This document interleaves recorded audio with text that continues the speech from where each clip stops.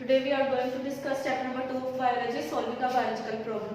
ठीक है, what is a biological problem? ठीक है, उससे पहले हम ये देखेंगे biological methods कौन कौन से जिसकी वजह से हम कोई biological problem solve कर सकते हैं. ठीक है, biological method क्या है? The scientific method in which biological problem are solved. ठीक है, biological problem को solve करने के लिए जिस method को हम use करते हैं उसको हम क्या कहते हैं? biological methods. ठीक है, अब एक biological problem को solve करने के लिए कौन कौन से methods हैं हमारे पास, ठीक है, कौन कौन से प्रोसेस से उसको गुजरना पड़ता है एक बायोलॉजिकल प्रॉब्लम को, ठीक है, और कौन कौन से साइंटिफिक जो है ना वो सॉल्यूशंस है हमारे पास, ठीक है, एक कैसे थ्योरी हमारे पास डिटेक्ट होकर आती है, ठीक है, उसको कंफर्म करने के लिए जो हमारे पास मेथड्स हैं वो ये हैं. रिकॉग्निशन ऑफ बायोलॉजिकल प्रॉब्लम है, ऑब्जर्वेशन है, देन हाइपोथेसिस है, डिडक्शन है, ठीक है, एक्सपेरिमेंटेशन है, समराइजेशन, रिपोर्टिंग द रिजल्ट. ये हमारे पास टोटल 7 मेथड्स है जिनकी वजह से क्या है हम किसी भी बायोलॉजिकल प्रॉब्लम को सोल्व कर सकते हैं यूजिंग साइंटिफिक मेथड. ठीक है, तो सबसे पहले सॉल्विंग अ बायोलॉजिकल प्रॉब्लम में हमारा सबसे पहले स्टेप है रिकॉग्निशन ऑफ बायोलॉजिकल प्रॉब्लम. एक बायोलॉजिकल प्रॉब्लम कैसे आएगी, ठीक है, उसको कैसे हमें पता चलेगा कि ये एक बायोलॉजिकल प्रॉब्लम है, कैसे अराइज होगी वो. A question related to living organism that is either asked by someone or comes in biologist mind by himself. ठीक है, लिविंग ऑर्गेनिज्म से रिलेटेड कोई भी ऐसा क्वेश्चन जो कि आपके माइंड में आया है, ठीक है, आपको किसी ने बताया है, ठीक है, या किसी ने आपके जहन में डाला है, ठीक है, उस क्वेश्चन को अराइज करना, ठीक है, और उसका रिजल्ट निकालना, ठीक है, उसकी डिडक्शन करना, ये हमारे पास बायोलॉजिकल प्रॉब्लम का साइंटिफिक सॉल्यूशन है. ठीक है, ये हमारे पास एक बायोलॉजिकल प्रॉब्लम है. क्या है कि क्वेश्चन है related to living organism that arise by someone, ठीक है, और comes in your mind by yourself. ठीक है, नेक्स्ट ऑब्जर्वेशन. जब एक क्वेश्चन माइंड में आ जाता है, फॉर एग्जांपल एक बायोलॉजिस्ट के माइंड में कोई क्वेश्चन आया रिलेटेड टू लिविंग ऑर्गेनिज्म, ये क्या होगी, ये उसकी बायोलॉजिकल प्रॉब्लम होगी. अब अगला स्टेप वो क्या करेगा, ऑब्जर्वेशन. ठीक है, biologist recall previous observations to make new one. ठीक है, अब वो क्या करेगा, जो बायोलॉजिस्ट है जिसके माइंड में एक प्रॉब्लम अराइज हुई है, एक बायोलॉजिकल प्रॉब्लम अराइज हुई है, वो क्या करेगा कि उससे रिलेटेड सारी पिछली ऑब्जर्वेशंस निकालेगा जो उससे पहले लोगों ने की, उनको रीड आउट करेगा. ठीक है, और उसके बाद अपनी एक न्यू ऑब्जर्वेशन बनाएगा कि उसकी क्या चेंजिंग है, उसने क्या ऑब्जर्व किया. ठीक है, उसके बाद और कैसे वो करेगा, अपनी सेंसेस को यूज करके. हमारी कौन कौन सी सेंसेस है, एयर, नोज, ठीक है, ये ब्रेन, ये हमारी सेंसेस है. ठीक है, अपनी सेंसेस को यूज करने के बाद वो क्या करेगा, अपनी ऑब्जर्वेशन बनाएगा देख के, सुनकर. ठीक है, और को अपनी सेंसेस को यूज करने के बाद सेंसेस को काम में लाकर मेड विद सेंसेस, इसकी वजह से वो क्या करेगा, अपनी ऑब्जर्वेशंस न्यू बनाएगा. उसके बाद ये दो तरह के ऑब्जर्वेशंस होंगी, क्वांटिटेटिव या क्वालिटेटिव. क्वांटिटेटिव कौन सी होंगी, जो मेजरेबल होंगी. ठीक है, लाइक फॉर एग्जांपल वाटर का फ्रीजिंग पॉइंट कितना है, वाटर का बॉइलिंग पॉइंट कितना है, ये क्वांटिटेटिव है. क्वालिटेटिव क्या है, क्वालिटेटिव में ये कि पानी, वाटर जो है वार्म वाटर है, ये कोल्ड वाटर है, ये क्वालिटी है, और वो उसका बॉइलिंग पॉइंट कितना है, उसका फ्रीजिंग पॉइंट कितना है, ये उसकी क्वांटिटी है. ये होगी हमारे पास ऑब्जर्वेशन. ठीक है, कोई प्रॉब्लम अराइज हुई, उसके बाद उस बायोलॉजिस्ट ने क्या किया, उस प्रॉब्लम की ऑब्जर्वेशन की.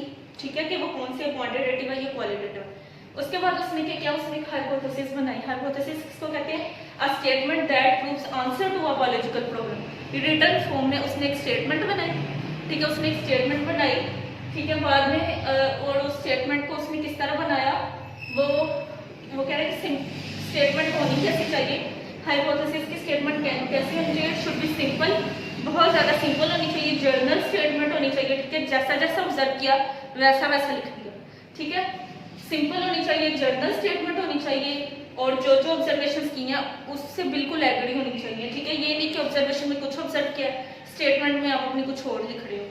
ठीक है, उसके बाद टेस्टेबल होनी चाहिए, यानी कि वो टेस्टेबल होनी चाहिए, उसको मजीद कंफर्म करने के लिए इस लाइक को होनी चाहिए कि उसको मजीद उस पर काम किया जा सके. उसके बाद पोटेंशियली फाल्सिफाइड. टेस्टेबल होनी चाहिए, कंफर्म हो रही है या नहीं. उसके बाद फाल्सिबल भी होनी चाहिए, यानी कि उसमें दोनों एरर होने चाहिए, करेक्ट भी और इनकरेक्ट भी होना चाहिए. अगर वो रिजेक्ट हो जाती है, ठीक है, उसके बाद दोबारा से स्टेप पे वापस से न्यू ऑब्जर्वेशन बनाएंगे. ठीक है, देन उसको आगे प्रोसीड करेंगे. उसके बाद हमारे पास आ जाते हैं, अच्छा, बायोलॉजिकल प्रॉब्लम अराइज होगी. ठीक है, ऑब्जर्वेशंस होगी, स्टेटमेंट भी बन गई. उसके बाद है डिडक्शन. अब यहाँ क्या होता है, लॉजिकल कॉन्सिक्वेंसेस ऑफ हाइपोथेसिस. अब हाइपोथेसिस में लॉजिकल कॉन्सिक्वेंसेस को निकालना, इसका क्या मतलब है कि either the hypothesis is correct और इनकरेक्ट. अगर तो वो करेक्ट है, ठीक है, अगर हमारी हाइपोथेसिस करेक्ट है तो क्या करेंगे, एक सर्टेन रिजल्ट उसमें से निकाल लेंगे। ठीक है, अगर हम अपनी हाइपोथेसिस की स्टेटमेंट को एक्सेप्ट कर रहे हैं तो उसमें से एक सर्टेन रिजल्ट को निकाल देंगे यूजिंग इफ देन नॉलेज। ठीक है, कि अगर ऐसा होता तो ये रिजल्ट होता, अगर ऐसा होता तो ये रिजल्ट होता। ये हमारी डिडक्शंस है। उसके बाद है एक्सपेरिमेंटेशन। एक्सपेरिमेंटेशन क्या है कि बायोलॉजिस्ट क्या करते हैं, वो एक्सपेरिमेंट्स परफॉर्म करते हैं ये देखने के लिए कि हमारी हाइपोथेसिस ठीक थी या नहीं थी। ठीक है, अगर तो वो करेक्ट होती है तो वो नेक्स्ट की स्टेप में चली जाती है समराइजेशन। यहाँ पे क्या होता है, एक्चुअल डाटा क्वालिटेटिव है या क्वांटिटेटिव जो हमने निकाला था हाइपोथेसिस जो उस पर डिपेंड करके चली आ रही है। समराइजेशन में हम क्या करते हैं कि एक्चुअल डाटा यहाँ से लेते हैं। ठीक है, कि हमने ये चीज स्टडी की, ठीक है, ये हमारी प्रॉब्लम थी। क्वालिटेटिव डाटा को हम उठाते हैं, ठीक है, उसको एवरेज और स्टैटिस्टिकल मेथड से कंपेयर करते हैं, उसको फॉर्म में लाते हैं, समराइज करके लिखते हैं। उसके बाद रिपोर्टिंग द रिजल्ट। उसके बाद बायोलॉजिस्ट क्या करते हैं कि सारा कुछ होने के बाद observation, hypothesis, deduction, experimentation, summarization के बाद क्या करते हैं, अपना एक जर्नल प्रिपेयर करते हैं, अपनी रिपोर्ट को उसके अंदर डालते हैं, अपनी पूरी रिपोर्ट बनाते हैं, उसको कंफर्म करते हैं और उसको फिर इंटरनेशनल मीटिंग्स, ठीक है, इंटरनेशनल जो है वो यूनिवर्सिटीज, ठीक है, और यहाँ वहाँ जो है ना वो अपनी रिपोर्ट को पेश करते हैं। ठीक है, उनके आइडियाज देते हैं, ठीक है, अपना नॉलेज शेयर करते हैं ताकि और जिन जिन लोगों के बारे में माइंड्स में भी कुछ इस तरह की प्रॉब्लम्स अराइज हो तो उनको पता हो कि इनके क्या सॉल्यूशंस हैं, उनके क्या साइंटिफिक सॉल्यूशंस हैं। ठीक है, आगे चलते हैं। हमारे पास लाउड प्रिंसिपल और थ्योरी। थ्योरी किसको कहते हैं, हम often tested but never rejected. ठीक है, हमारे पास हमारी वो हाइपोथेसिस जिसको हमने बार अगेन एंड अगेन हमने उसको टेस्ट किया हो लेकिन वो एक भी दफा रिजेक्ट ना हुई हो, वो इतनी करेक्ट हो, उसको हम क्या कहते हैं, theory. Supported by a great deal of evidence. ठीक है, क्यों होगी वो इतनी स्ट्रॉन्ग और कभी भी वो रिजेक्ट नहीं हुई होगी, क्योंकि हमारे पास उसको सपोर्ट करने के लिए हमारे पास ग्रेट डील ऑफ एविडेंस होगी। हमारे पास बहुत सी ऐसी एविडेंस होंगी जो इस बात को प्रूव करेंगे कि इस थ्योरी में कोई भी जो है ना कोई भी इनकरेक्ट स्टेटमेंट, कोई भी इनकरेक्ट प्रूफ नहीं है। ठीक है, इसलिए वो करेक्ट होगी और इतनी करेक्ट स्टेटमेंट को हम क्या कहते हैं, थ्योरी। उसके बाद है लाउड प्रिंसिपल। लाउड प्रिंसिपल किसको कहते हैं, if theory survives such doubtful approach and continues to be supported by experimental evidence. उसके बाद अगर क्या है कि अगर थ्योरी जो है ना उसमें कोई डाउटफुल अप्रोच आ जाए, ठीक है, अगर उसमें कुछ थोड़े से उसमें शक की बुनियाद हो कि 80% करेक्ट है बट 20% ये इनकरेक्ट है, तो उस 20% को करेक्ट करने के लिए हम क्या करते हैं, उस एविडेंस के थ्रू बार एक्सपेरिमेंट्स प्रूव करते हैं, बार एक्सपेरिमेंट्स उस पर अप्लाई करते हैं, जिसकी वजह से वो क्या बन जाता है, लॉ और प्रिंसिपल। नेक्स्ट है हमारे पास data organisation and data analysis. Data organisation क्या, डाटा ऑर्गेनाइजेशन उसके नेम से पता चल रहा है कि क्या होगा कि डाटा को एक ऑर्गेनाइज फॉर्म में लिखना। ऑर्गेनाइज फॉर्म किस तरह के होते हैं, ग्राफिक्स, टेबल्स, मैप्स, चार्ट्स। ठीक है, पूरे डाटा को एक समराइज फॉर्म में, एक ऑर्गेनाइज फॉर्म में लिखना। In order to formulate and test hypothesis scientist collect and organise data. ठीक है, एक हाइपोथेसिस देने के लिए, ठीक है, एक फॉर्मुलेट रिजल्ट देने के लिए साइंटिस्ट क्या करते हैं, पूरे डाटा को एनालाइज करके लिखते हैं, समराइज करके लिखते हैं, इसमें ग्राफिक्स में, टेबल्स में, फ्लो चार्ट्स में, मैप्स में। ठीक है, ये हमारे पास क्या है, डाटा ऑर्गेनाइजेशन। उसके बाद डाटा एनालिसिस कैसे ऑर्गेनाइजेशन होगी, ठीक है, लाइक एक टेबल पर मेरा डाटा उसमें ऑर्गेनाइज होगी। उसके बाद डाटा एनालिसिस कैसे होगी, वो कैसे होगी, नेसेसरी टू प्रूव और disprove a hypothesis by experimentation. Analysis में क्या होता है, डाटा एनालिसिस में कि हमें ये प्रूव करना होता है कि आइदर हमारी हाइपोथेसिस प्रूव्ड है या इनप्रूव्ड है। ठीक है, प्रूव है या डिसप्रूव है बाय एक्सपेरिमेंटेशन। ठीक है, done through the applicable through statistical methods. ठीक है, यानी कि हमने स्टेटमेंटल तो हमने अपनी हाइपोथेसिस को करेक्ट कर दिया, लेकिन स्टैटिस्टिकल मेथड में भी हमने उसको करेक्ट करना है, और वो कैसे होगी, रेशियो और प्रोपोर्शंस को यूज करके, यानी कि इन टर्म्स को यूज करके, इनको, ठीक है, रेशियोज को, इन साइंस को, ठीक है, इनको लिख के, इनको सॉल्व करके, मतलब जहां पे एक स्टैटिस्टिकल मेथड में यूज करके, मैथमेटिकल मेथड्स में यूज करके एक हमें थ्योरी को प्रूव करना है, इसको हम कहते हैं डाटा एनालिसिस। ठीक है, यहाँ पे आपका चैप्टर नंबर 2 खत्म हो गया। अब हम नेक्स्ट चैप्टर नंबर 3 स्टार्ट करेंगे। आप लोगों का चैप्टर नंबर 2, इसमें से मैंने आपको एक टॉपिक स्किप करवाया, स्टडी ऑफ मलेरिया। ठीक है, ये टॉपिक इंशाल्लाह हम तब करेंगे जब आप लोग क्लास में आएंगे। आगे हम स्टडी करते हैं हमारा chapter number 3 which is biodiversity.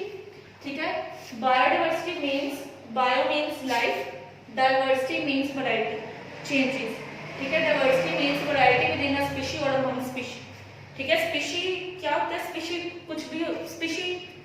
Animals की स्पीशीज, प्लांट्स की स्पीशीज, ठीक है, और फिशेस की स्पीशीज, रेप्टाइल्स की स्पीशीज, ये सब स्पीशीज हैं, ठीक है। एक ग्रुप ऑफ इंडिविजुअल, एक ग्रुप ऑफ जो है वो पॉपुलेशन, एक ग्रुप ऑफ ऑर्गेनिजम्स को हम स्पीशीज कहते हैं। डिफरेंट स्पीशीज हैं पूरे वर्ल्ड में, बहुत सारी अनकाउंटेबल स्पीशीज हैं, ठीक है। उनकी डाइवर्सिटी को, diversity means variety with in species और अमंग स्पीशीज, स्पीशीज के अंदर वैरायटी और अमंग स्पीशीज, डिफरेंट स्पीशीज के अंदर वैरायटी। सेम स्पीशीज के अंदर वैरायटी और डिफरेंट स्पीशीज के अंदर वैरायटी को हम क्या कहते हैं? बायोडाइवर्सिटी, ठीक है। अब ये डिपेंड करती है, डिपेंड्स ऑन क्लाइमेट, ठीक है, altitude, soil and presence of other species. इस चीज पे ये डिपेंड करती है, इनकी वेरिएशन किन चीजों पर डिपेंड करती है कि जहाँ पे ये रेड है, ठीक है, वहाँ का एल्टीट्यूड, सॉइल कैसा है, ठीक है, वहाँ पे और कौन कौन सी स्पीशीज है, ठीक है, और क्लाइमेट कैसा है वहाँ पे, और भी बहुत सी चीजों पे स्पीशीज डिपेंड करती है, ठीक है। अब टेम्परेट रीजन्स जो होते हैं ना, जो गर्म इलाके होते हैं, वहाँ पे स्पीशीज जो नॉर्मल या नॉर्मल से गर्म इलाके होते हैं, वहाँ पे स्पीशीज जो है ना वो बायोडाइवर्सिटी वहाँ पे ज्यादा पाई जाती है स्पीशीज के अंदर। लेकिन जो पोलर रीजन है, जो ठंडे इलाके हैं जहाँ पे आइस है, ठीक है, ग्लेशियर्स है, वहाँ पे जो बायोडाइवर्सिटी है ना वो बहुत कम पाई जाती है, ठीक है। बायोडाइवर्सिटी में चेंजेस इन स्पीशीज, ठीक है, तो ठंडे इलाकों में ये चेंजेस कम पाई जाती है, लेकिन टेम्परेट रीजन्स में ये बायोडाइवर्सिटी वो ज्यादा पाई जाती है। उसके बाद इंपॉर्टेंस ऑफ बायोडाइवर्सिटी क्या है, ठीक है, चेंजेस की वजह से हमें क्या फायदा है? हमें फायदा क्या इसका? It provide food for humans, ठीक है, it provide food for humans, ठीक है। लाइक हम कुछ फिशेस खाते हैं, प्लांट्स खाते हैं, ठीक है, तो ये हमारे लिए प्रोवाइड फूड फॉर ह्यूमंस, ये बायोडाइवर्सिटी की वजह से। अब फिशेस के कुछ इस तरह के टाइप्स, इसको आप इस तरह कह सकते हैं कि बायोडाइवर्सिटी का हमें फायदा क्या? बायोडाइवर्सिटी चेंज है ना, चेंजेस इन स्पीशीज। अब अगर हम फिशेस की बात करें, फिशेस एक पूरी, फिशेस की पूरी कम्युनिटी एक स्पीशी है, ठीक है, लेकिन इसमें बायोडाइवर्सिटी कैसे है? जैसे छोटी जो मछली उनको हम खा सकते हैं, लेकिन जैसे शार्क को उसको हम पकड़ के खा नहीं सकते, तो ये चेंज है, ठीक है, ये बायोडाइवर्सिटी है। एक ही स्पीशी के अंदर ये बायोडाइवर्सिटी है। शार्क को हम नहीं खा सकते, लेकिन फिशेस की दूसरी फॉर्म जो छोटी मछलियां है, ठीक है, सैल्मन या रो, ठीक है, उनको हम खा सकते हैं, ठीक है, ये होगी बायोडाइवर्सिटी। और क्या करती है? It provides drugs derived from biological sources, ठीक है, और e.g. Building material, fibre, dice, gums, and adhesives, rubbers, oil, ये सब चीजें जो है ना ये हमें बायोडाइवर्सिटी से मिलती हैं। बहुत से एनिमल्स, बहुत से प्लांट्स हमें बहुत सी चीजों में मेडिकली हेल्प कर रहे हैं, ठीक है, और इस तरह के जो है बायोलॉजिकल सोर्सेज में हेल्प आउट कर रहे हैं। उसके बाद बायोडाइवर्सिटी का एम क्या है, ठीक है। अब टेक्सोनॉमी है इसमें एक वर्ड, और वो क्या है? Branch deals with the classification, ठीक है, deals with the classification of, it is called, so it deals with the branch deals with the classification, ठीक है। हम जब स्पीशीज को क्लासिफाई करके लिखते हैं कि कौन सी स्पीशीज किस कैटेगरी में आ रही है, कौन सी किस कैटेगरी में आ रही है, उस क्लासिफिकेशन को जब हम लिखते हैं तो इस जो है ना स्टडी को हम कहते हैं टेक्सोनॉमी, ठीक है। और इसी चीज को जब हम इवोल्यूशनरी हिस्ट्री को जब हम ट्रेस करके ऑर्गेनिजम्स की लिखते हैं तो इसको हम कहते हैं सिस्टमैटिक्स, ठीक है। ऑर्गेनिजम्स की क्लासिफिकेशन को जब हमने लिखा उसको हम टेक्सोनॉमी कह रहे हैं, और उन्हीं ऑर्गेनिजम्स के एवोल्यूशनरी हिस्ट्री को, यानी कि वो कहाँ से वो निकले, उनकी एवोल्यूशन कैसे हुई, ठीक है, वो अपनी फॉर्म में कैसे आए, उस हिस्ट्री के ट्रेसेस तक जब हम जाते हैं तो उस स्टडी को हम कहते हैं सिस्टमैटिक्स। यहाँ तक क्लियर है? उसके बाद भी ये होता है clear to determine similarities and differences among organisms, ठीक है। टेक्सोनॉमी और सिस्टमैटिक की वजह से हमें क्या पता चलता है कि स्पीशीज के अंदर क्या क्या सिमिलैरिटीज हैं और क्या क्या इनके डिफरेंसेस हैं, ठीक है, कि इनकी पहले क्या सिमिलैरिटीज थी और इनकी बाद में क्या डिफरेंसेस थी, जिसकी वजह से इनमें बायोडाइवर्सिटी हुई, ठीक है। बहुत सी ऐसी स्पीशीज है जो बायोडाइवर्सिटी की वजह से चेंज हुई, ठीक है।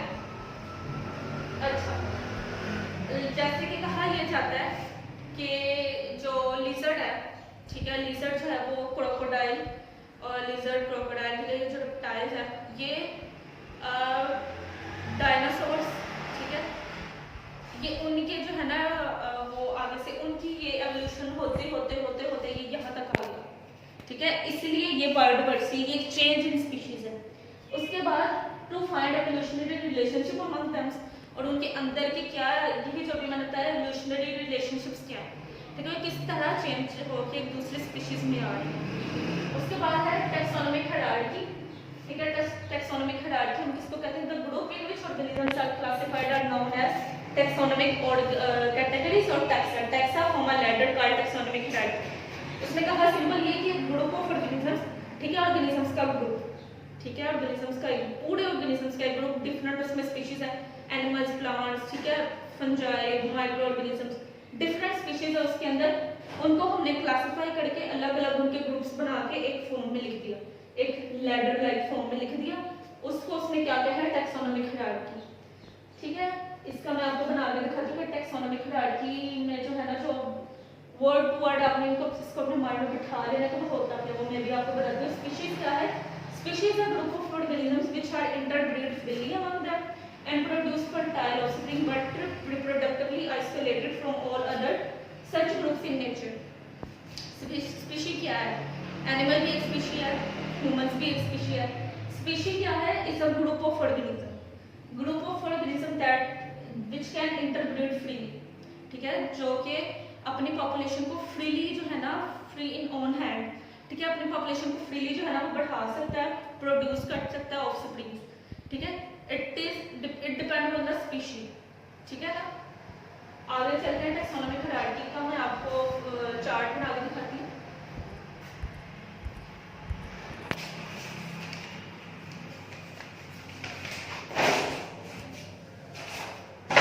हायरार्की मैंने आपको कहा था, मैं आपको बताती हूँ, फिर से बता देती हूँ। The group in which organisms are classified as known as taxonomic hierarchy, the taxa form a ladder, ठीक है। अब ये हमारे पास पूरे वर्ल्ड में ये हमारे पास किंगडम है, हमारे पास कुछ किंगडम है, ठीक है, जिनमें हमारी स्पीशीज जो है ना वो क्लासिफाइड हुई है, ठीक है, एक लैडर के फॉर्म में ये हमारी स्पीशीज क्लासिफाइड हुई है, ठीक है। ये हमारे पास टैक्सोनॉमिक हायरार्की है। किंगडम एनिमेलिया, किंगडम हमारे पास है एनिमेलिया, उसका फाइलम है हमारे पास कोर्डेटा, ठीक है, क्लास उसकी क्या है, ममेलिया, ठीक है, ऑर्डर क्या है, प्राइमेट्स, फैमिली क्या है, होमिनिडाई, जीनस क्या है, होमो, और स्पीशीज क्या है, होमो सैपियन। होमो सैपियन जो है ना वो ह्यूमंस का जो है ना वो साइंटिफिक नेम है होमो सैपियंस, ठीक है। इसको हम ये टैक्सोनॉमिक हायरार्की हमारे पास, इसको हमने इसी तरह हमने एज इट इज इसको इसी तरह याद करना है, ठीक है, इसको इसी तरह समझना है कि किंगडम एनिमेलिया, ठीक है, उसमें किस तरह उसकी पूरी हायरार्की, उसकी फाइलम क्या है, क्लास क्या है। हमारे पास एक पूरे किंगडम में, जैसे किंगडम एनिमेलिया ना, अगर यहाँ पे कोई और किंगडम प्लांट आई होता उसकी भी इसी तरह की हायरार्की होती। कोई भी किंगडम यहाँ भी होता, यहाँ भी कोई भी किंगडम होता, आगे से उसकी पूरी class, phylum, class, order, family, genus, species, ये सारा उस किंगडम के बारे में होना था, और ये सब चीजें उसकी चेंज होनी थी, क्योंकि ये सब चीजें किसकी हैं, एनिमेलिया की।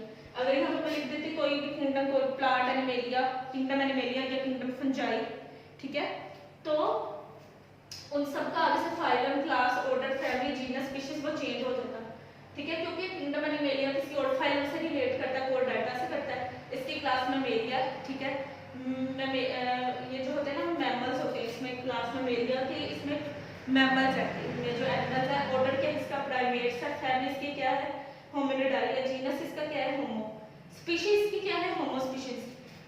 एनिमेलिया, किंगडम एनिमेलिया के अंदर होमो स्पीशीज क्यों, अभी मैंने कहा कि ये होमो स्पीशीज जो है ये ह्यूमंस का साइंटिफिक नेम है, क्योंकि according to science humans are also involved in animals, ठीक है, वो कहते हैं कि साइंटिस्ट कहते हैं कि ह्यूमंस भी एनिमल्स हैं, ठीक है, इसीलिए होमो सैपियंस भी किस कैटेगरी में, किंगडम एनिमेलिया के अंदर।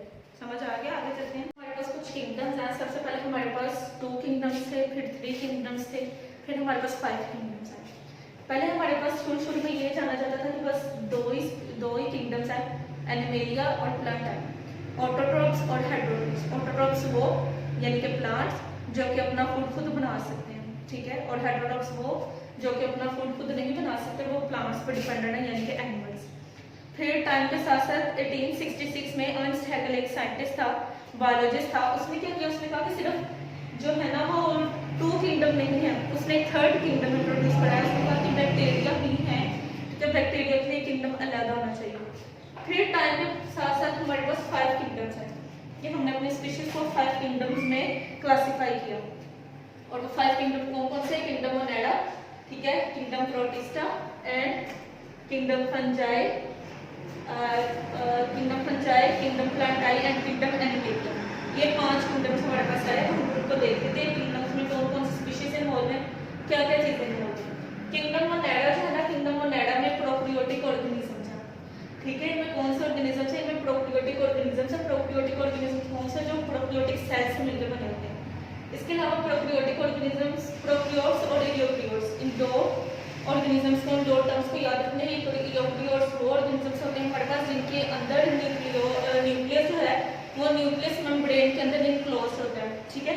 जबकि प्रोकैरियोट्स में ऐसा नहीं होता, प्रोकैरियोट्स बिल्कुल उसके ऑपोजिट है, ठीक है। तो यहाँ पे किंगडम मोनेडा में प्रोकैरियोटिक ऑर्गेनिजम्स है, ठीक है। ये जो मोनेडन्स है ना, ये यूनिसेलुलर है, ठीक है, यानी कि यूनिसेलुलर सिंगल सेल है, ठीक है।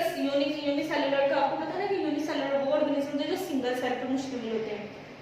यूनिसेलुलर भी है और प्रोकैरियोट भी है, यानी कि सिंगल सेल प्रोकैरियोट्स है, ठीक है। और ये क्या करते हैं, ये फॉर्म्स चेन्स क्लस्टर कॉलोनीज बना लेते हैं, ठीक है। कॉलोनीज बना के रहते हैं, चेन्स में रहते हैं, क्लस्टर्स की फॉर्म में रहते हैं। इसकी एग्जांपल्स कौन क्या है, इसमें कौन कौन से ऑर्गेनिजम्स इन्वॉल्व है, इसमें बैक्टीरिया और साइनोबैक्टीरिया, ठीक है। बैक्टीरिया और साइनोबैक्टीरिया को हमने किस किंगडम में डाल दिया, किंगडम मोनेडा में डाल दिया, ठीक है। इनमें से अक्सर जो है ना वो हेटेरोट्रॉपिक होते हैं, ठीक है, यानी कि ये जो है वो दूसरों पर डिपेंड करते हैं कि अपना जो फूड है वो खुद नहीं प्रिपेयर कर सकते, ठीक है। बट सब परफॉर्म फोटोसिंथेसिस, लेकिन इसमें से कुछ ऐसे भी हैं जो फोटोसिंथेसिस परफॉर्म करते हैं। फोटोसिंथेसिस परफॉर्म करने का मतलब क्या है, इनमें सेल वॉल होगी, ठीक है। ये फोटोसिंथेसिस परफॉर्म करेंगे, इनमें क्लोरोफिल होगा, ठीक है। तो बैक्टीरिया और साइनोबैक्टीरिया, साइनोबैक्टीरिया होती हैं ऐसे ऑर्गेनिज्म, ठीक है। और ये जो है ना इनको हमने किस में डाल दिया, किस किंगडम में, किंगडम मोनेडा के अंदर डाल दिया। उसके बाद हमारे पास आता है किंगडम प्रोटिस्टा, ठीक है। किंगडम प्रोटिस्टा हमारे पास कौन से होते हैं, यूकेरियोटिक यूनिसेलुलर।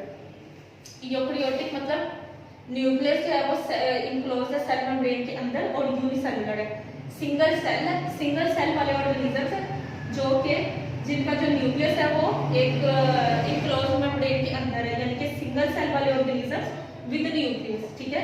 यूकेरियोटिक यूनिसेलुलर है और क्या है, सिंपल मल्टीसेलुलर भी है।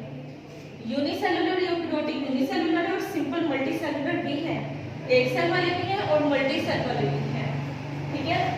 ये ऑर्गेनिजम्स कौन से होते हैं वो हम देख लेते हैं। इसमें तीन उसने बताया कि यूकेरियोटिक जो किंगडम प्रोटिस्टा है ना, इसमें तीन स्पीशीज को उसने डाला है, तीन उस कैटेगरीज में डाला है, एल्गी है, प्रोटिस्टा है और फंजाई है। एल्गी क्या है, हमारे पास एल्गी है ना वो यूनिसेलुलर है, सिंगल सेल है और कॉलोनियल मल्टीसेलुलर है, यानी कि सिंगल यूनिसेलुलर सिंगल सेल वाले भी है और जो है ना वो मल्टीसेलुलर है ना, जो एक से ज्यादा सेल पर मुश्तमिल है, वो कॉलोनियल फॉर्म में रहते हैं, ठीक है। Resemble plant cell, resemble plant cell, algae जो है ना रिजेंबल करती है प्लांट सेल से, रिजेंबल करती है। क्यों रिजेंबल करती है, क्योंकि इसमें सेल वॉल भी होगी और इसमें क्लोरोफिल भी होगा, ठीक है। सिंपल मल्टीसेलुलर का मतलब क्या है कि इसमें एक से ज्यादा सेल्स है। सिंपल मल्टीसेलुलर का मतलब इसमें एक से ज्यादा सेल है, इसका मतलब ये नहीं है कि इसमें मल्टीपल सेल और सेक्स ऑर्गन्स है, या ये जो है ना मल्टीपल जो है ना वो एम्ब्रियोज प्रोड्यूस करके अपने लाइफ साइकिल में, इसका ऐसा कोई मतलब नहीं है। सिंपल मल्टीसेलुलर का मतलब ये है कि इसमें एक से ज्यादा सेल्स इन्वॉल्व है, एक से ज्यादा सेल वाले ऑर्गेनिजम्स भी हैं और सिंगल सेल वाले ऑर्गेनिजम्स भी हैं जो कि यूकेरियोटिक है, ठीक है। उसके बाद प्रोटिस्टा है, प्रोटोजोन्स है।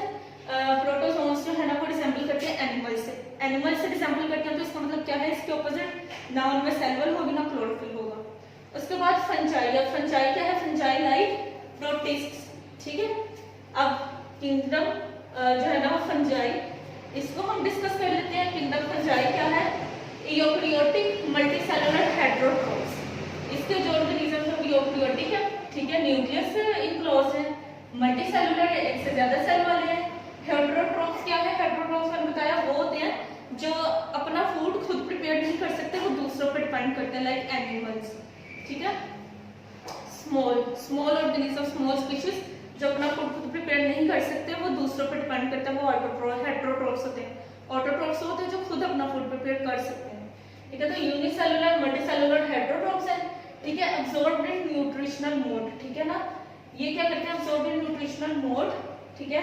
फोटोसिंथेसिस से अपना फूड देते हैं, ईजी मशरूम्स, ठीक है। सम आर डिकम्पोजर्स, लेकिन इसमें से कुछ जो है ना वो डिकम्पोजर्स होते हैं। डिकम्पोजर्स क्यों, कौन कौन से होते हैं, जो कि क्या करते हैं, वो ऑर्गेनिक मैटर पे रहते हैं, ठीक है, यानी कि किसी भी ऑर्गेनिक मैटर पे वो ग्रो कर जाती है फंजाई।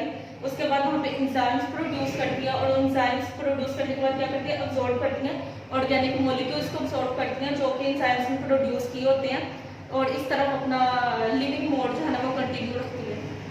ठीक है, उसके बाद है किंगडम प्लांटाई। किंगडम प्लांटाई कौन से होते हैं? Eukaryotic single cell, multi cell. Eukaryotic जो है ना मतलब कि न्यूक्लियस इनक्लोज, मल्टी सेलुलर एक से ज्यादा सेल वाले, ऑटोट्रॉफ्स अपना फूड खुद प्रिपेयर करते हैं जैसे कि प्लांट्स।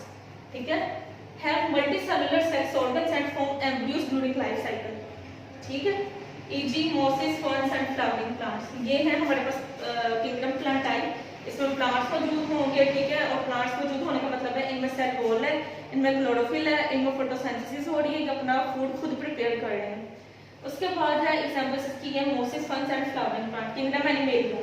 किंगडम एनिमेलिया कौन सा? यूकेरियोटिक, न्यूक्लियस इनक्लोज, मल्टीसेलुलर एक से ज्यादा, कंज्यूमर्स मतलब कि दूसरे जो है ना दूसरी चीजों को खाने वाले, दूसरी चीजों पर डिपेंड करने वाले।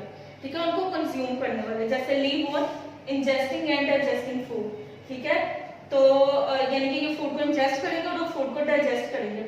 और क्योंकि ये एनिमल्स है तो ये बिल्कुल प्लांट्स के ऑपोजिट होंगे, ना इनमें सेल वॉल होगी, ना इनमें फोटोसिंथेसिस, ना क्लोरोफिल, कुछ भी होगा, ये बस मूवमेंट शो करेंगे। क्लियर है ना? आगे चलते हैं। 5 किंगडम्स हमने पढ़ लिए।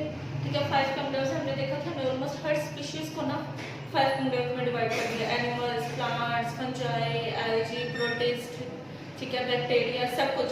लेकिन एक चीज को हमने अभी तक किसी भी किंगडम में नहीं पुट किया, एक स्पीशी को, वो है वायरसेस। ठीक है, इसको हमने क्यों नहीं किया वो देखते हैं।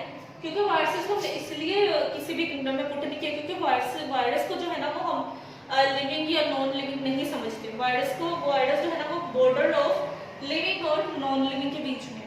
ठीक है, हम इसको कंसिडर करते हैं नॉन लिविंग, हम इसको कंसिडर करते हैं क्योंकि ये एक सेलुलर होता है, इसमें सेलुलर ऑर्गेनाइजेशन नहीं होती। लेकिन कभी कभी ये जो है ना कैरेक्टरिस्टिक्स शो करता है लिविंग ऑर्गेनिजम्स की, लाइक डीएनए, आरएनए। ठीक है, जो कि एक प्रोटीन कोड के अंदर इनक्लोज होते हैं। ठीक है, और वायरस के अंदर ये डीएनए और आरएनए मौजूद होता है जो कि प्रोटीन कोड के अंदर इनक्लोज होता है। इसीलिए कभी कभी हम वायरस को जो है ना वो लिविंग भी कंसिडर कर लेते हैं, इसीलिए ये लिविंग और नॉन लिविंग की बॉर्डर लाइन पे मौजूद है। ठीक है, और उसके अलावा ये क्या करता है? Reproduce in living cells. ठीक है, ये लिविंग सेल्स के अंदर अपनी तादाद को बढ़ाता है, रिप्रोड्यूस करता है। कॉजेस नंबर ऑफ डिजीजेस, बेतहाशा डिजीजेस कॉज करता है जो कि मोस्ट ऑफ द टाइम जो है ना वो अनट्रीटेड होती है। ठीक है, वो नाकाबिले इलाज होती हैं, तो वायरस को हम किसी भी किंगडम में नहीं डालते। इसके बाद जी हम पढ़ते हैं बायोनोमियल नोमेनक्लेचर। ये क्या है? बायोनोमियल नोमेनक्लेचर ये एक मेथड है, ये एक मेथड है किसी भी स्पीशी को, ठीक है, किसी भी स्पीशी को जो है ना वो एक साइंटिफिक नेम देने का एक मेथड है। साइंटिफिक नेम देने का मेथड है। कॉमन नेम तो हर चीज को होता है, ठीक है, लेकिन उसको साइंटिफिक नेम देना उसको हम कहते हैं binomial nomenclature. Binomial suggest scientific name of a species. ये क्या करता है? ये किसी भी स्पीशी के नेम का साइंटिफिक नेम सजेस्ट करता है, और वो नेम जो है वो 2 पार्ट्स पे कंसिडर होता है। फर्स्ट पार्ट जो है वो जेनस है, सेकंड नेम जो है ना वो उसका स्पीशी है।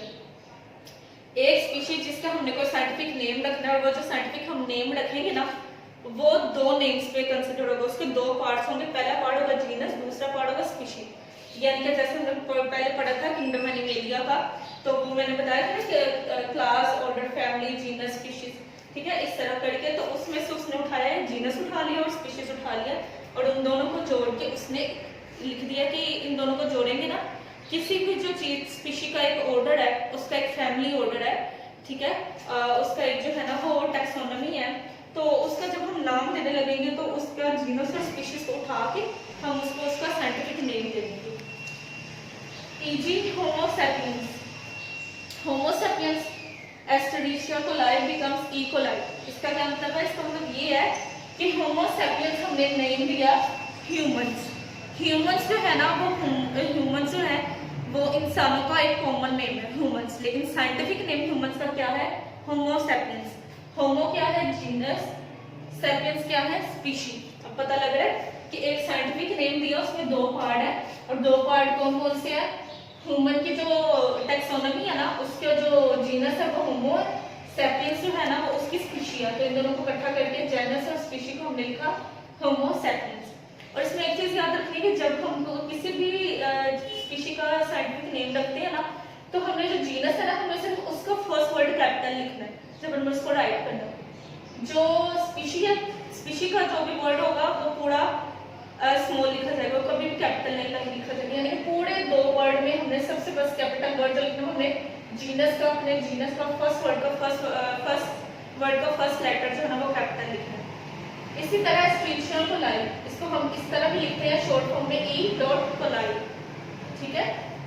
अब हम आगे देख लेते हैं कि जैसे कि प्याज का अगर हमने साइंटिफिक नेम रखना है, प्याज का साइंटिफिक नेम जो है ना वो कुछ इस तरह है कि प्याज का जो कॉमन नेम है ना वो प्याज है उर्दू में।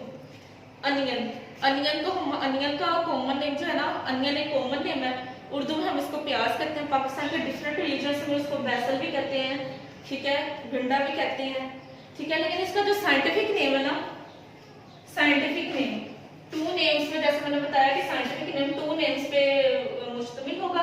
पहला वर्ड उसका जीनस होगा, सेकंड वर्ड उसका स्पीशी होगा। तो पहला वर्ड ओनियन, अनियन का जो है ना वो साइंटिफिक नेम क्या है, एलियम सिपा, ठीक है। सी स्टार, स्टारफिश का साइंटिफिक, ये स्टारफिश का कॉमन नेम स्टारफिश ही है, लेकिन उसका साइंटिफिक नेम है एस्टेरियस रूबेंस। हाउस क्रो का कॉमन नेम हाउस क्रो है, लेकिन उसका साइंटिफिक नेम है कॉर्वस स्प्लेंडेंस, ठीक है। ये साइंटिफिक नेम्स हैं जो कि जीनस और स्पीशीज को मिला के बनते हैं। ये हमारे पास बायनोमियल नोमेनक्लेचर है। और आपकी बुक पे पेज नंबर 39 पे ये जो टेबल है ना, distinguishing characteristics of 5 kingdoms of animal, table मैंने अच्छे तरीके से याद करना है। आप इसको याद कर लोगे तो आपको पूरा 5 किंगडम याद हो जाएगा। इसमें सेम वही चीज है जो मैंने बताई जो हर किंगडम में लिखी है, बस यहाँ पे पॉइंट्स में लिखी है, अच्छे से याद होगा। उसके बाद है हमारे पास कंजर्वेशन ऑफ बायोडाइवर्सिटी, ठीक है। कंजर्वेशन ऑफ बायोडाइवर्सिटी में जो है ना वो सब, इसमें आपने ये पढ़ना है कि कौन कौन से जो एनिमल्स, कौन कौन से जो प्लांट्स हैं ना वो पाकिस्तान से या पूरे वर्ल्ड से एक्सटिंक्ट होने के बराबर है या एक्सटिंक्ट हो चुके हैं। इंडेंजर्ड स्पीशीज है जो एक्सटिंक्ट होने वाले हैं। इंडेंजर्ड स्पीशीज कौन सी है, वो होती हैं जो कि पूरे वर्ल्ड में बहुत थोड़ी सी क्वांटिटी में रहती हैं, ठीक है। कभी वो बहुत सारी होती थी लेकिन अब वो बहुत थोड़ी हैं और अब वो हमारे लिए बहुत कीमती है, बहुत रेयर है। वो इंडेंजर्ड स्पीशीज है, यानी कि आने वाले टाइम में कभी ना कभी खत्म हो जाएंगी पूरे वर्ल्ड में से। लेकिन एक्सटिंक्ट स्पीशीज कौन सी हैं, जो हो चुकी हैं, ठीक है। तो हमारे पास जो है इंडेंजर्ड स्पीशीज या एक्सटिंक्ट एनिमल्स जो है ना वो वो स्पीशीज हमारे पास कौन कौन सी हैं, लाइक लाइन है, टाइगर है, एशियाटिक चीता है, इंडियन वन ऑर्नर्ड डायनासोर्स है, स्पैम डियर है, इंडियन वाइल्ड एस है, हैंगल ब्लैक रेड इडसी। ये आपने सारा जो लास्ट आपके 2-3 टॉपिक्स है ना ये आपने अच्छे से रीड करने हैं, ठीक है। आगे है हमारे पास impacts of human beings on biodiversity. Human beings के क्या जो है ना इम्पैक्ट्स है इंसानों के बायोडाइवर्सिटी में, बायोडाइवर्सिटी में यानी चेंजिंग्स में हमारे पास क्या इफेक्ट्स है। तो वो हमारे पास इफेक्ट कौन कौन से हो सकते हैं, deforestation and over hunting. Deforestation और ओवर हंटिंग जो है ना इसका क्या मतलब है। डिफॉरेस्टेशन क्या है कि जंगल्स को, जंगलों को, ठीक है, फॉरेस्ट को, ट्रीज को जो है ना वो बस मिटा देना, ठीक है। डिफॉरेस्टेशन का मतलब है किलिंग ऑफ फॉरेस्ट, ठीक है ना। जो कि हम क्या करें, कंस्ट्रक्शन के लिए, घर बनाने के लिए, रहने के लिए, रोड्स बनाने के लिए, बिल्डिंग बनाने के लिए हम लोग क्या कर रहे हैं आजकल कि हम दरख्तों को जो है ना वो बस जड़ों से उखाड़ रहे हैं, उन जगहों को प्लेन कर रहे हैं, उनको नुकसान पहुंचा रहे हैं, जिसकी वजह से क्या हो रहा है कि हमारे पास जो स्पीशीज है ना, वो जो हमारी स्पीशीज है, जो हमारे एनिमल्स वहाँ पे रहते हैं, जिनका वो कभी घर होता है, वो क्या करते हैं, वो वहाँ से भाग जाते हैं या वो हादसों का शिकार हो जाते हैं, ठीक है। या वो जब अपना घर से निकाले जाते हैं, जंगलों से निकाले जाते हैं, या वो मर जाते हैं भूख की वजह से, रहने की वजह से, ठीक है, एनवायरनमेंट की वजह से, क्लाइमेट की वजह से। तो डिफॉरेस्टेशन का जो है ना वो बहुत जो है ना वो एक नेगेटिव रोल है ह्यूमंस की वजह से, जिसकी वजह से क्या है, स्पीशीज जो है ना हमारे एनिमल्स जो है ना वो हमारे पास बहुत रेयर हो रहे हैं, बहुत कम रह गए, ठीक है। वो इस दुनिया में बहुत कम रह गए हैं क्योंकि इंसान जो है ना वो बहुत ज़्यादा डिफॉरेस्टेशन कर रहे हैं, दरख्तों को जड़ से जो है ना वो मिटा रहे हैं, दरख्तों को बिल्कुल सफाया कर रहे हैं। लेकिन एनिमल्स तो रहते ही दरख्तों में, ठीक है, जंगलों में रहते हैं, लेकिन अगर हम फॉरेस्ट जो है उन्हीं को मिटा देंगे तो वो कहाँ रहेंगे। इस वजह से जो है ना हमारे एनिमल्स जो है ना वो एक्सटिंक्ट हो रहे हैं और इंडेंजर्ड हो रहे हैं। उसके बाद है ओवर हंटिंग। ओवर हंटिंग बहुत ज़्यादा शिकार करना, बहुत ज़्यादा शिकार करना, बहुत ज़्यादा ओवर हंटिंग की वजह से भी जो है हमारे बस एक ओवर हंटिंग एक शौक है, ठीक है। ओवर हंटिंग करने की वजह से क्या है कि हमारे जो स्पीशीज हैं, सेम चीज़ कि वो बहुत कम हो रही हैं, ठीक है, बहुत कम हो रही हैं जो है वो ख़त्म हो रही हैं और जो बहुत ज़्यादा है वो बहुत कम हो रही हैं। तो ये ह्यूमंस के जो है ना हैं इम्पैक्ट्स ऑन बायोडाइवर्सिटी, ठीक है। ये आपने कॉजेज इफेक्ट्स ऑफ डिफॉरेस्टेशन पढ़ लेना है और हंटिंग पढ़ लेना है। उसके बाद है steps for the conservation of biodiversity. ये कुछ स्टेप्स हैं, ठीक है, जो कि IUCN और WWF ने लिए हैं, नेशनल कंजर्वेशन स्ट्रेटजी, ठीक है। और ये ban on games, conservation of Chiltan markhor, ये कुछ स्टेप्स हैं जो कि हमारे गवर्नमेंट ने लिए हैं ताकि हम इंडेंजर्ड स्पीशीज को, एनिमल्स को जो है ना वो सेव कर सकें, ठीक है, उनको प्रोटेक्ट कर सके, उनको सेव कर सके, ताकि वो बहुत जल्द जो है ना हमारे पूरे वर्ल्ड से, हमारे पूरे जो है ना वो इकोसिस्टम से वो एक्सटिंक्ट ना हो सके, ठीक है। उसके बाद अपने इंडेंजर्ड स्पीशीज इन पाकिस्तान पढ़नी है, डॉल्फिन है, मार्को पोलो शीप है, फुवारा हस्बर्ड है। ये वो स्पीशीज हैं जो कि इंडेंजर्ड स्पीशीज है पाकिस्तान की, जो आज में तो कल खत्म होने वाली है, एक्सटिंक्ट होने वाली है। ये था आपका चैप्टर नंबर 3। चैप्टर नंबर 2 और चैप्टर नंबर 3 आपके मई के जो है ना वो आपके वर्क में इंक्लूड है, इसको आपने अच्छी तरह से करना है। और जो चीज़ें मैंने बताई हैं वो आपने रीड आउट कर देनी है। लास्ट पे चैप्टर नंबर 3 के दो तीन पेज है लास्ट पे, ओवर हंटिंग, डिफॉरेस्टेशन, कुछ स्टेप्स हैं, वो आप लोगों ने खुद अच्छे से रीड आउट करने और पढ़ने बहुत ईजी है, ठीक है। वहाँ पे आप लोगों ने देख लिया, तो इंशाल्लाह फिर मुलाकात होगी। अल्लाह हाफ़िज़।